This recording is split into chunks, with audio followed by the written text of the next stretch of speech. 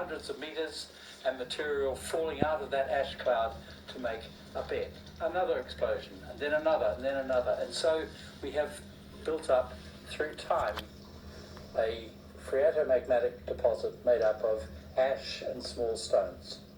If we look at the whole deposit, we can see other changes. Here, the beds are small and repetitive.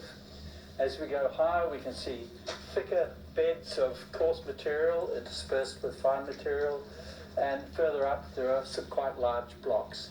This reflects a change in the eruption, an increase in the intensity of the eruption from repeated smaller explosions to perhaps larger explosions at longer intervals. Okay, so the magma comes through the Earth's crust, and as it does so, it can pick up fragments of the rocks which it passes through. And here's an example. This is a little block of sandstone, which is the rock that is common beneath Auckland. If we look higher up, we can see other blocks, light-coloured blocks, and these are fragments of the underlying geology. In addition, there are also blocks of lava, such as this one. These are bits of magma which have cooled in the vent system and have been thrown out and broken up as they've come. And here's quite a nice one there, and there's some bigger ones up here too. So this was a point at which the eruption was becoming much more explosive. Okay, we're still on North Head volcano, but we've moved higher in the cone, and here we can see the second kind of deposit that we find in Auckland. The second type of eruption style occurs when the magma comes to the surface and is propelled out of the vent by the gases within the magma itself. But what happens then is the development of a fountain of fire. That is the process which forms many of Auckland's little cones. They're referred to as scoria cones, and the material they're made of is these lumps of basalt that we call scoria. This deposit, we see individual lumps of magma. They've fallen out of a fire fountain. They're red because basalt contains quite a lot of iron, and the iron often becomes oxidized. This is a process that happens at high temperature. So here's quite a large blob of magma. These holes in the rock here are the evidence for the gases which drove the eruption.